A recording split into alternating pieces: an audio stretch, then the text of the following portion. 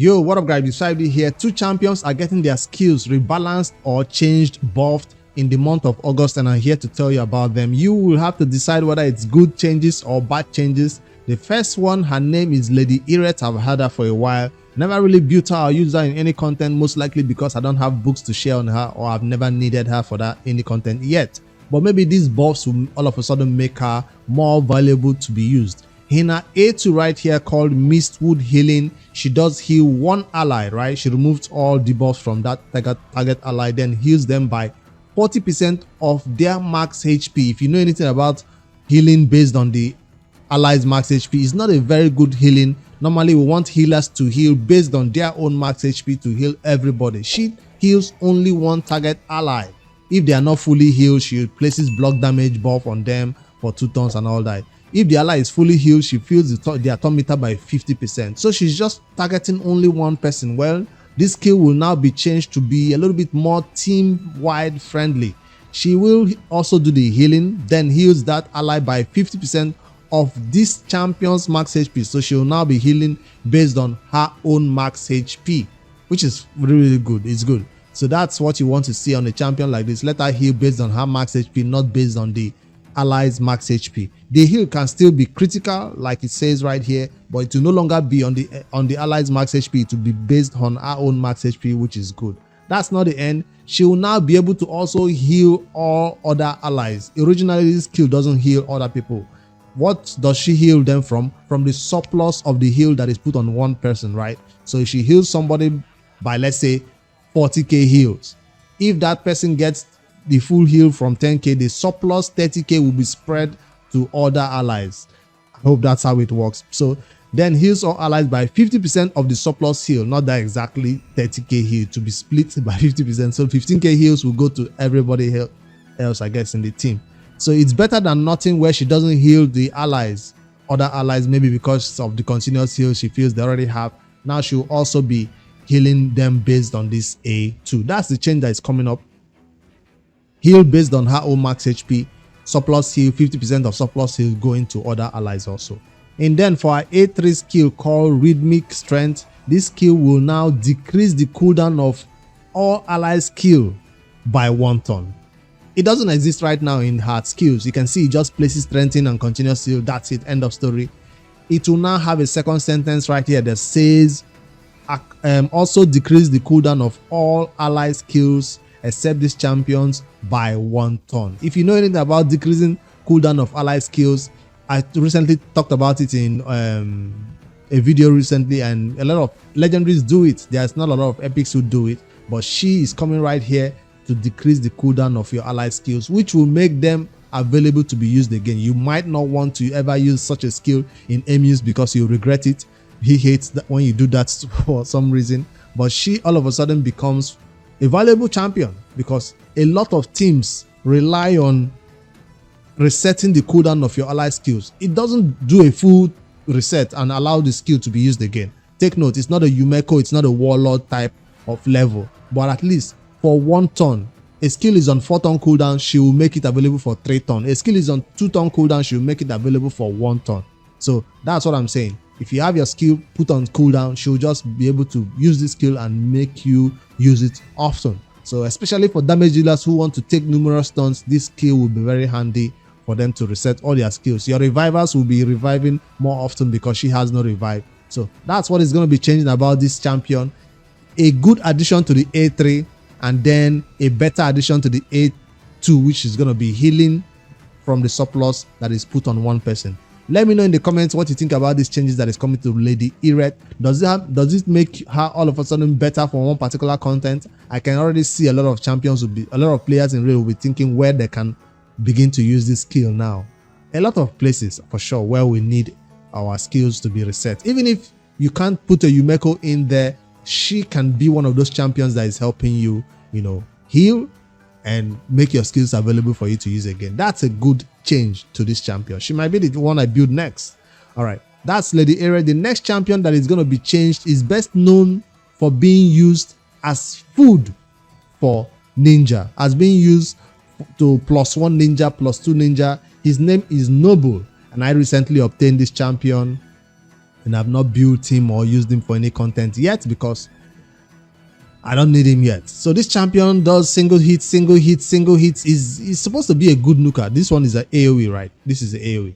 He deals with a lot of fear and all that. It's still trash. I don't think this is the first time they've updated or rebalanced his skills. I still think it's not enough for people to use him in raid. Let's find out if what they're changing to him now will all of a sudden make him more useful. What is being changed? He's starting from his A1. That's how bad it is that even his A1 is being rebalanced.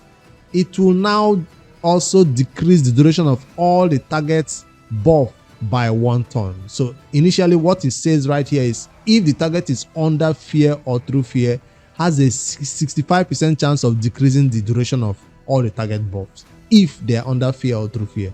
That condition will still, apply. They say if the target is under fear or through fear, if he will now decrease the duration totally of one of their skills, right? Duration of all targets buff. So that's what it says right now. This 65% will no longer be there. That's what they're changing. Decrease the duration of all targets buffs by 1 turn instead of 65% chance booked up to a 75% chance of decreasing the duration of buffs. So decreasing champions duration of the enemy's buff is not the best A1 we've seen in raid. For a legendary to be doing this with a condition that the champions must be under through fear or fear is still very weird. I've seen better A1s on an epic champion than this one. It does have a 40% chance of decreasing the duration of 2 random buffs.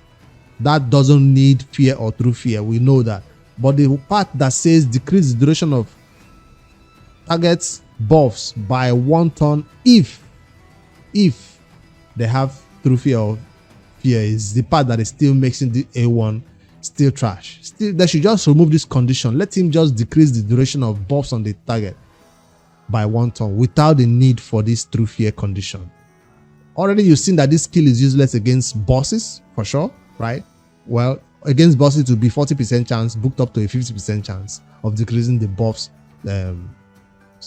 that they put on them. All right. So on the A2, this champion is a single target hit will ignore 30% of the target's defense. What is being changed about this skill? It will now place increased attack buff on him for 2 turns before he attacks. So right there, it just says he attacks, he ignore 30% of the defense. So now it's saying that before he attacks, if the target is under fear or through fear, that's when he will place the increased attack. He's already ignoring 30% of their defense. That's already a big damage. But if the target is under through fear or fear, he will place increased attack on himself before he does the big nuke. Does that make that skill all of a sudden better? I mean, if you needed this champion for damage, you will have alternative ways of placing increased attack on him, right? Right, Arbiter? So increased attack on him, maybe increased crit damage should have been a better one, a better condition. Increased attack is just a normal thing we have everywhere in raid. So maybe I'm not valuing that increased attack, but definitely it's going to be improving his damage if you build him for damage. But the target has to be under fear or through fear, which means it's going to not work against bosses, obviously. It's going to work against single target damage wave content. You don't want to do single targets in wave content, all right? I guess in the arena it still works. If the target is under through fear or fear, it still will decrease the cooldown of that dismay skill by 1 turn. That part does not go away. That part is still there. So they're just going to add damage will be increased. Let me also state that part. This skill will do more damage. That is, the multipliers will be increased. That's one thing they also stated. And then increase attack. So this skill will definitely be killing anybody you target with it, whether they are ally protected, whether they are shielded, whether they are bolstered, whatever. I think this skill will now be knocking down even tank champions when you target them with this skill. Will that be enough? Increase attack only and damage increase, multipliers increase, maybe that was going to be enough. And it will always decrease the cooldown of this other skill. The dismay skill is also being improved. What is going to be changed about that? It will now also will also fill this champion turn meter by the amount those enemy lose. That's still it, still, right? But now it just says it out plain that it will steal 50% of the target's turn meter. Attack all enemies has a 75% chance booked up to 100% chance of stealing the target's turn meter. 50% chance of stealing the target's turn meter. It already says it there though, that it has a booked up to 100% chance of decreasing the target's turn meter. So it's now not just a decreased turn meter, it's a steal, outright steal. So it will be more like a, what's his name now? A man's who steals and gets it on himself, and it takes 2 turns. So if you feel like this skill will be taking 2 turns, because there's no way he's attacking all the enemies, stealing 50% of the turn meter, it will automatically give him a second turn. This skill will not be going twice. That's what I feel. Like a man's, he steals the turn meter to himself, he goes again. If there are enemies after attacking, if the target is under fear or through fear debuff, it will decrease the cooldown of this skill. That's the other one. If this attack kills a target under fear or through fear, that's the second part that is being changed. If it kills somebody that is under fear or through fear, decrease the cooldown of the A2 by 1 turn. If there are enemies under fear or through fear, so that part is being changed. It will now decrease the cooldown of the A2. I like the A3 changes to the A3. It will definitely make him take 2 turns. That's what I feel. Now, as for that change to the A2, definitely will be killing anybody you target with that for sure. There's one more thing that is being changed to him, and that's the passive. Everything was changed from his A1, A2 to A3, and then the passive will also be, this feels like a nerf. The passive feels like a nerf. Whenever an enemy's turn meter is fully depleted by this champion, has a 75% chance booked up to 100% chance of placing through fear on that enemy. So he has to be the one to fully deplete. That's what it was before. But now it will be changed to say whenever an enemy's turn meter is reduced, it doesn't have to be fully depleted. As long as you have small turn meter reduced from them, 5%, 10%, whether you're using a Lysandra, whoever, Amans, whoever decrease their turn meter, as long as he is available in that team, this skill has no cooldown of sure for sure. It will always happen, right? So as long as he's there, there will be a 20% chance of placing fear debuff on that target that have their turn meter reduced. Hopefully he already has enough accuracy to land the fear that is from the A. Is it the A3 that places the fear? If there are any enemies, he doesn't place the fear. I thought he places the fear. So it's his passive that places the fear? Is that why people don't like this champion? So none of his skills really plays the fear except the passive. All of his skills is benefiting from fear and through fear, but he doesn't place it by himself except through passive, and it's going to be a 20% chance. He moved from a 75% chance of placing fear or a 100% chance of placing through fear that it was before, to now being a 20% chance of placing fear only when your turn meter is reduced. Only when the enemy's turn meter is reduced, I mean. So that's the part that I say feels like a nerf. The A2 seems like a buff. The A3 feels like a buff. Even the A1 feels like a buff. But that passive part, 20% chance of placing fear is a very small chance. And of course, when you spend books on it, hopefully it will now be up to what? 45% chance. Is it going to be a 20% chance when you spend books on it? Can it go up to a 45% chance of placing fear on any enemy that have their turn meter reduced? And then he can now begin to benefit a great deal from all the other skills when they have that fear or true fear on him. I'm kind of disappointed that none of his skills has fear or true fear. If the target is under fear, if the enemies are under fear, if the target is under fear, but only your passive has a 45% chance of placing that fear.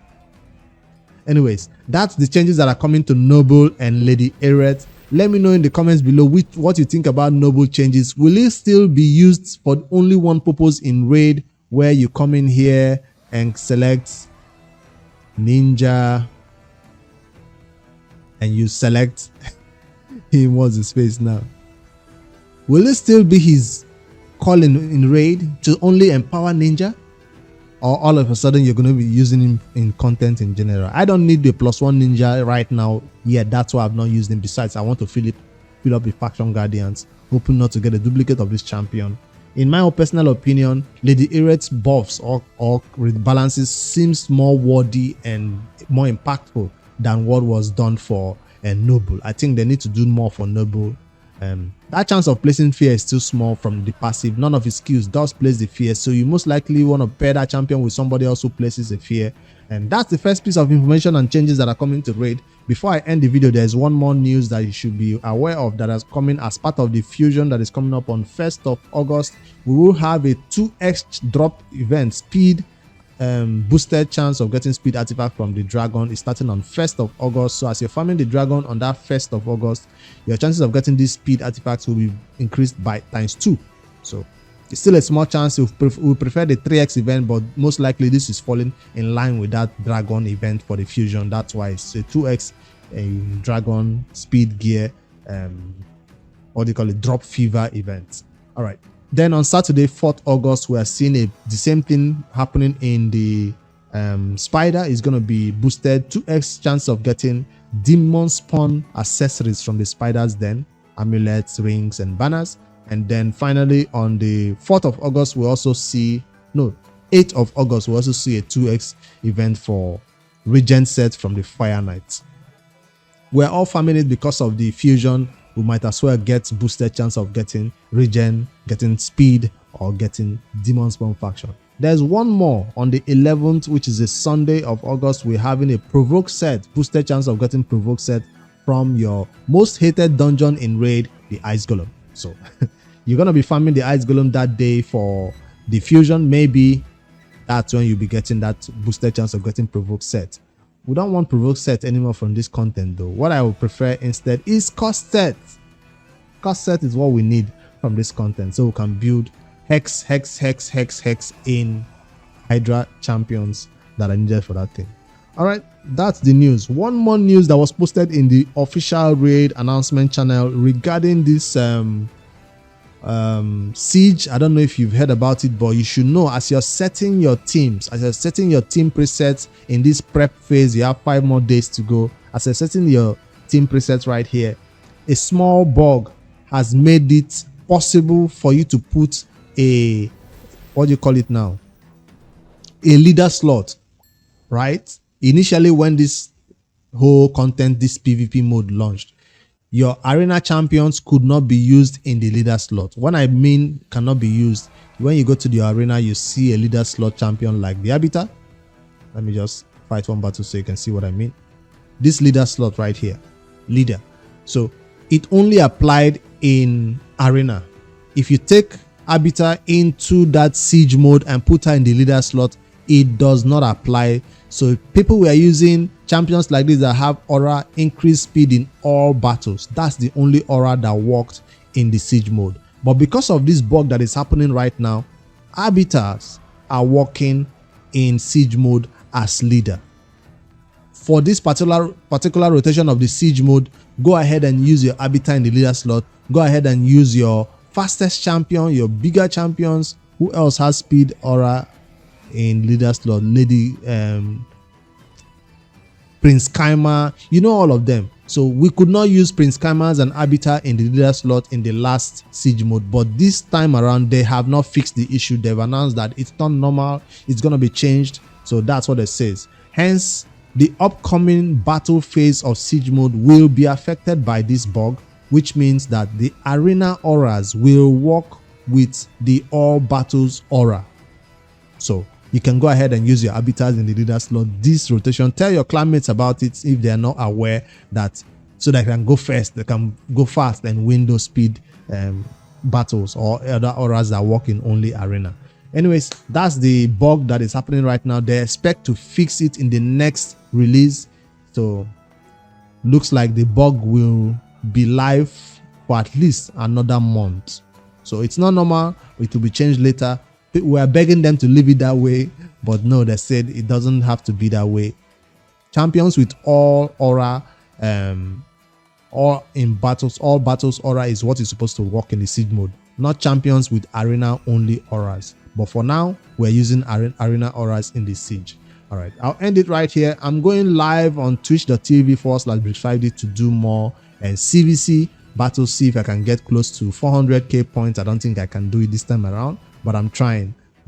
So we're already winning, so I'm trying to do that live on stream. So join me. I'll also be farming on the Noob to Pro. A Bannerlords team is ready to take down Bannerlords faction on the Noob to Pro. I'm getting masteries on them. That's what I'm working on stream. So by the time I'm done farming masteries on this Bannerlords faction team, I'll go on the Noob to Pro and try to beat that faction to the highest level I can with this all level 60 champions. All right.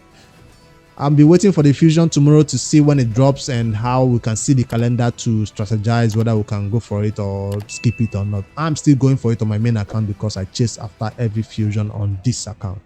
Anyways, later guys, let me know in the comments what you think about these two champions that are getting rebalanced, Lady Ireth, Noble, and all the changes that is happening in Raid. See you over there on the stream. Later guys.